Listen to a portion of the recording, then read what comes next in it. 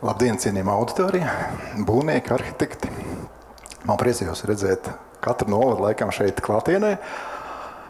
Un tiešām es palūkšu brīnišķīgo sviču, kas mums palīdzēs mazliet turpu šurpu to visu arī veidot. Tā brīnišķīgi, viss strādā. Kā jūs jūtaties? Mazliet uz kādu emociju, kādu aktivitāti un tā tālāk. Tad tiešām jūs īsti ilgi nekavējuši uz savu prezentāciju, mazliet ieskicējuši šo lielāko būtiskāko atšķirību, kas ir šo divu fasāžu apskatē. Tas ir fasādē ar dekoratīvu apmetumu, kas ir mana mīļākā fasāde, jau gandrīz 20 gadus, saprotiet lūdzu. Un otra fasāde, kas ir saucamā, angliski tiešais tulkojums būtu lietus aizsargājušā fasāde. Tad iesim uz priekšu, lēnām, soli pa solim, aptīsim, kas ir kas. Pavisam īsi mūsu kompānijas vēsture, Cerazīt vēsture. Cerazīts ir radies Vācijā, un šobrīd arī viss inovatīvās tehnoloģijas nāk no turienes. Tas ir tieši saistībā ar ikatru izstrādāto punktu, mezglu, vienalga līmjavām, dekoratīvām apmetumiem, ko citu sistēmu risinājumu, kas neietver tikai vienu siltināšanas sistēmu. Hidroizolācijas, jau droši vien jūs esat izlasījuši, vēsturisko ēku atjaunošanu, vēsturisko ēku siltināšanu un tā tālāk un tā tālāk. Detaļās neskatīšos. Tas ir aiz manis un visi ļoti labi redzams. Bet, lai mēs veiksmīgāk un energoefektivitātāk, augstākā līmenī veidot ēku atjaunošanu, tieši nodrošinot šo zemo enerģijas patēriņu ēku iedzīvotājiem, apsaimnietojumiem citam, būtu mana šīs dienas diskusija ar jums. Kā jums šķiet? 3 svarīgākie piloni, pilastri. Kas būtu viens no pirmajiem šī sakarā? Protams, es katru neuzvarināšu, neaicināšu uz atbildi šī ziņā, bet es personīgi domāju, kā arī kompānija, ka tas viens no būtiskajiem ir budžets. Lai mēs sāktu veidot energoefektivitātes būvus, saprastu to ilgtermiņu iegūmu tautsaimniecībai, iedzīvotājiem, cik tas maksās. Piekritīsiet? Rokas gaisā visiem ir, visi piekrīt, brīnišķīgi. Jā. Nākamais. Veiktspēja. Daudz runā, jā, dekoratīva apmetuma fasādes, pilnīgi absolūti tur bez ilgtermiņa iegūmiem un tā tālāk, tās ātri krīt nost, tās mūsu klimatam nav piemērots un tā tālāk. Daļai piekritīšu. Daļai piekritīšu arī tam, ka tie dekoratīvi apmetumi ātrāk sāk pārklāties ar sūnu, ar kādu veidu netīrumiem. Bet te ir, protams, daudz dikti nianses, kur šobrīd mēs, protams, varbūt laika limita rezultātā neapskatīsim, bet iesim soli tālāk. Un veiktspēja tas būtu numur 2 un ilgmūžība. Par ilgmūžību, protams, tas ir svarīgs faktors. Ja mēs atskatāmies punktu 1, budžets, cik ilgā laika sprīdī, intervālā mēs šo budžetu akumulēsim savu būvu atpakaļ. Lūk, tad jau kas lācītiem vēderā.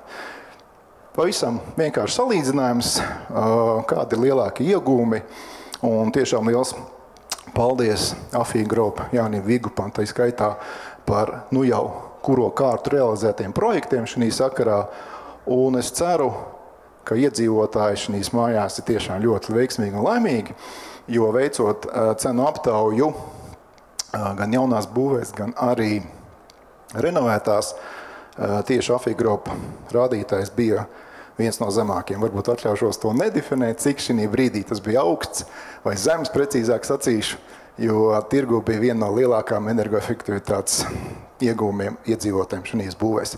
Tātad es jau domāju, ka jūs esat izlasījuši lielākos, teiksim, iegūmus šī sakarā. Gribētu uzsvērt punkts 1, tas ir galvenā uzmanība pievēršama tehniskai dokumentācijai, ka mums ir pilnīgi caurspīdīga šī dokumentācija. Kurš var atvērt eota.eu, ir tāda mājaslapa, un iepazīties, teiksim, ar visiem tehniskiem dokumentācijas prasībām, izvirzītiem standartiem, noteikumiem, kā ir šī sakarā ar ēkas, kas ir siltināts ar šo te dekoratīvu apmetumu sistēmu, kas tautā varbūt pazīstam ir kā etiks vai kā etag 004. Par ilgtermiņa veiktspējām es jums arī gribētu pieminēt pāris vārdus. Tas ir ļoti atbildīgs aspekts no mūsu ražotāju puses, kas nav tikai Cerazīt, bet arī tirgu ir citi ražotāji, kas šo sistēmu pielieto uz ēku fasādēm. Tas ir dokuments, ir vērsts, ka šai sistēma ar nodrošinājumu ir 25 gadu garumā. Ko tas nozīmē, ja nav mehāniski bojājumi, ja nemainās likumdošana, nav nepieciešams šīs ēkas pārsiltināt, tas droši var kalpot līdz pat 25 gadiem. Mās atskats vēsturē.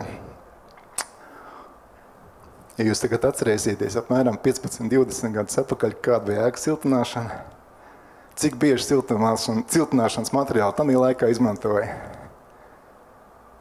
5, 50, 100 mm. Kurš šobrīd izmanto tādu siltināšanas materiālu? Praktiski nekur. Šobrīd ir optimāli, tas ir 150, varbūt pat nedaudz vairāk, 180, ja runa ir par dekoratīvu apmetumu fasādēm. Pa citu fasāžu sistēmām tas būtu mazliet savādāks. Kā nākamo, protams, gribētu minēt to, ka siltināšanas sistēmā ar saucamo slapjo fasādu dekoratīvu apmetumu ir iespējami pielietot katru materiālu, siltumizolācijas materiālu. Tas varētu būt minerāla vata, tas varētu būt kāds no puta polisterāla risinājumiem. Jo šī gadījumā es vēršu to, ka daudz saka, putpolsterols neelpo, vai nav vienalga kāda, teiksim, cita izolācijas materiāla, vajag caurlaidīgāk. Es jautāšu jums vienu citu jautājumu. Kā jums šķiet? Eiropas Savienībā. Kurš ir populārākais siltināšanas materiāls? Tas ir putpolsterols. Un jūs man jautāsiet tieši ciparus, es jums tos varu atbildēt. Tas ir īpatsvars apmēram 80% ir par labu putpolsterolam, un šie 20% atlikušie tā ir minerāla vata. Jautājums paliek jūsu ziņā. Kurš tad ir labāk šī gadījumā? Viens vai otrs gadījums? Tāpēc arī skatāmies jau, protams, pēc projektētāja prasībām, pēc pasūtītāja izvirzītajām prasībām, kāda veida siltināšanas materiāls būtu jāizmanto šajā gadījumā. Jā. Nu, mazliet tad, ja pa ventilējumām fasādēm arī. Skaista bilde. Piekritīsiet. Pilnīgi noteikti. Ar cerziju dekoratīvu apmetumu risinājumiem mēs nevaram sacensties tādā gadījumā. Mēs nevaram izveidot tādus, piemēram, kas ir stikla atvietots, pilnīgi gludis, vai vēl vairāk kaut veida zeltains vai bronzīgs vasāks. Diemžēl ne. Šeit es tieši noliec galvu priekšā un saku, ka šī gadījumā ar ventilējumām fasādēm ir super. Ļoti skaisti risinājumi var izpildīt. Atskatoties mazliet uz dokumentāciju, ar dokumentāciju ir mazliet tā, kā ir. Protams, šo tabulu es pieļauju, ka ir redzējuši daudzi. Tā ir norobežojas būvkonstrukcijas siltumtehnikas tabula no mūsu likumdošanas, kurā iedalīti 2 raksturlielumi, kas ir jaunbūvēm un jau ēkas, kas ir plānotas uz renovāciju. Viss ir forši, rādītāji lielumi redzami, bet, kā redzams, ar 2 atzīmētajām šīm te sadaļām ir, manuprāt, ieskicēts nepareizes virzības ceļi. Vērējo siltināšanas sistēma risinājums un ventilējumā fasāžu siltinājuma risinājums ir apzīmējums ETAG 004. Kolēģi, šeit mēs kļūdamies. Varbūt nekļūdamies mēs ar jums, kas šeit ir, bet kļūdās likumdošana. Un šeit noteikti vajadzētu veidot savu veidu korekcijas, jo šī gadījumā nekādā ziņā ventilējumās fasādes nav vienkops ar dekoratīvām apmetumu fasādēm. Tas ir ļoti vienkārši. Ventilējumās fasādes ir izpildīts uz metāla konstrukciju, siltināšanas aizpildījums. Mazliet tālāk būs arī pāris slaidi šajā ziņā. Un dekoratīva apmetuma fasādes ir kā viens vesels elements, kas būtībā ir ķermenis, un stāv virsū jaka un kāda veida smuka šalle vai broša ap to. Mazliet par ugunsdrošību. Kas ir ETAG 004? ETAG 004 paredz to, ka viss siltināšanas sistēmas kopums ir attiecināms uz Eiropas normatīvu.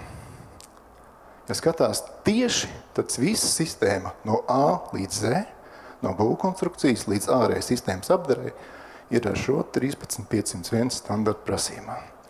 Kā ar ventilējumām fasāžu gadījumā, savādāk, maigi sacīsim tā. Jo, kā jau varbūt šeit ieskicējāt, kad skaidrāks par skaidru, ka ventilējumās fasādes nav ETAG 004, bet skaidrs ir melns uz balta, ka tas ir ETAG 034.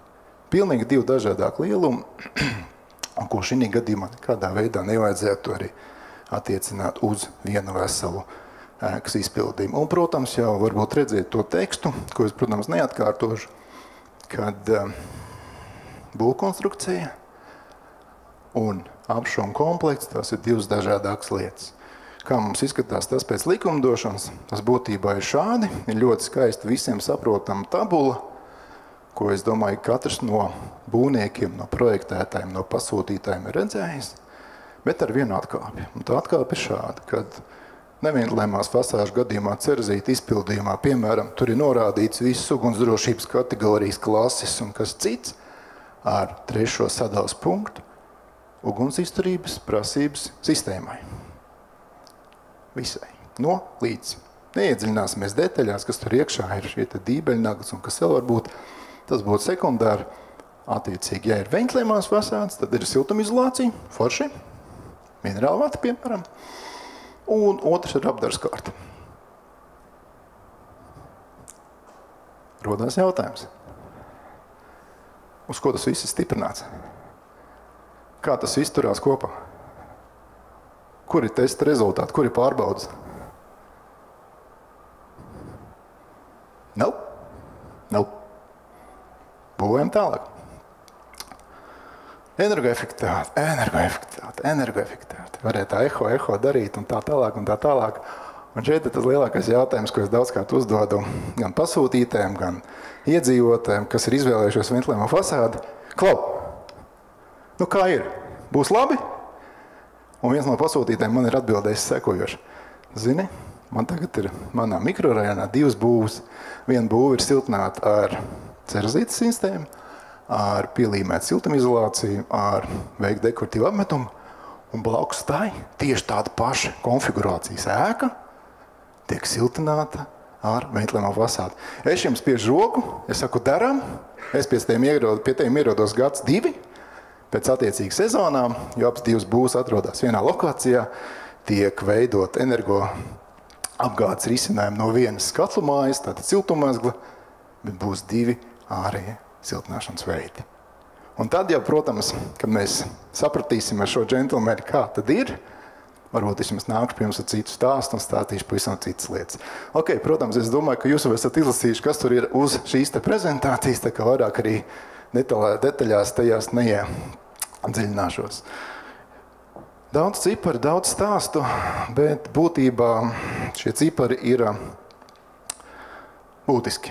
Jo, ja mēs runājam tieši par ēkas energoefektivitāti, tad kolēģi, kas turpinās šo diskusiju par iegūmiem, siltinot vienu vai otru aspektu, šeit ir tabula parādīta, kas ir orientēta uz nepareizu ceļu.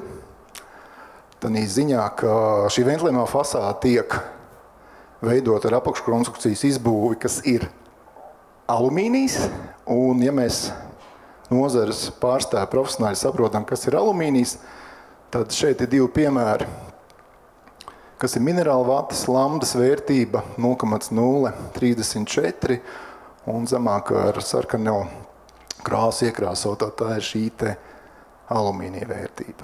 Mēs redzam to, ka pat arī ar lielāko siltumizolācijas biezumu, minerāla vatas biezums, piemēram, 180, mēs UV-vērtību varam sasniegt labākā gadījumā 0,41, pie minimālās prasības 0,23. Protams, mēs to varam mainīt ļoti vienkāršā ceļā. Izvēloties citu apakškonstrukcijas veidu, ko kolēģi nākošajā arī stāstīs, rādīs, kas būs jau ar augstākām lambdas vērtībām, kas ir daudz energoefektivitāte nekā tas būtu alumīnija apakškonstrukcija. Šeit gan es gribētu likt lielu izsaukuma zīmi, veidojot šo fasādi ar ventilējumu fasāžu risinājumu. Alumīni lūdzu izmantojiet pēc iespējas mazāk. Vēl pāris ieguvumiem mazliet pa tālu. Protams, kā ļoti liela vērtība ir tam, ka ventilējumās fasādes ir ļoti veiksmīgas uz ēku veidināšanu. Tieši tādā ziņā, kad siltumizolācija ir ar veidināšanas principiem, ka tur notiek ļoti labi, teiksim, šīs te mitruma novadas, jo īsti tur nav kam tam uztvērties. Otrs aspekts ir tas, ja apskats salīdzinājuma ar siltināšanas sistēmu, kas ir, piemēram, cerezīts. Loģiski, ja tur būs kāds kļūdas izpildes gadījumā, daudz visādas kļūdas, nianses varētu būt šī sakarā pieļaujamas. Par sumāro, teiksim, kopsavilkumu, jau, teiksim, tuvojamies noskaņai, izskaņai, precīzāk noskaņai mums visiem ir ļoti labi, es tā domāju, tad mēs varam redzēt, ka ja ir izvēlēta siltināšanas sistēma ar saucamo dekoratīvu apmetumu, ETAK 004, piemēram, cerazīt, tad šī termoefektivitāte būs daudz augstāka. Jo to nodrošina pareizi izpilda, vienkomponentu, teiksim, savienojums ir katrā no soļiem, no būves sākuma līdz pat attiecīgi dekoratīvam apmetumam, un šī gadījumā tas ir ļoti, manuprāt, liels iegums jau pašam pasūtītājiem, iedzīvotājiem, kuri izvēlās veidot šo renovācijas procesu. Varbūt ir viens jautājums jums, kā jums šķiet, izmaksu ziņā, viena vai otra fasāde, kur tad būtu vērtīgāka, kur būtu zemākā, kur būtu augstākā izpildījumā? Man jūri nepatīk lietot vārds dārgs, jo dārgs tev blakus ir cilvēks, kas ir Alla šī gadījumā, ja? Bet, ja mēs apskatāmies, protams, uz kopsavilkumu pa divu fasāžu salīdzinājumu naudiskās vērtībās, un tas bija tas mans sākuma punkts, ka mēs redzējām, ka viens no pirmajiem manā 3 stūra sadalījumā bija budžets, lai mēs varētu veidot jebkāda veida darbību. Mums vajag saprast, cik šī darbība izmaksās. Tad, protams, šī darbība pretstatā ar, piemēram, cerezīta siltināšanas sistēmu ir gandrīz 42% dārgāk, šoreiz gan sacīšu to frāzi, nekā attiecīgi jau, piemēram, risinājums ar dekoratīvu apmetumu. Un, piemēram, šī kalkulācijā šo energoefektivitātes rādītāju lielumu mēs nesasniegsim.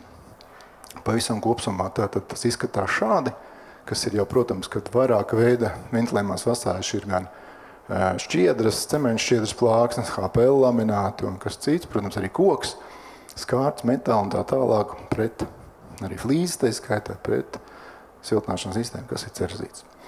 Lūk. Un tad tādā nobeiguma gaisotnē, protams, mazliet skats no Āfrikas, no šādas fēnas ģimenes, un mazs citāts varbūt jums, arī mums pašiem absolūti nav jābūt lieliem, bet lieliem jābūt mūsu darbiem. Šī gadījumā es jums teikšu lielu paldies.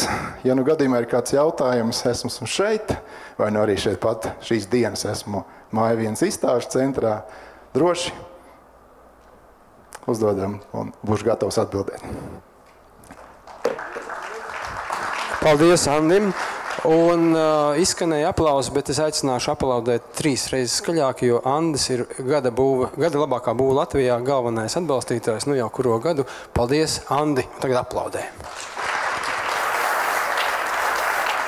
Paldies, Norman. Paldies auditorijai. Lai jums veiksmīga diena un patīkam izstādes apmeklējums.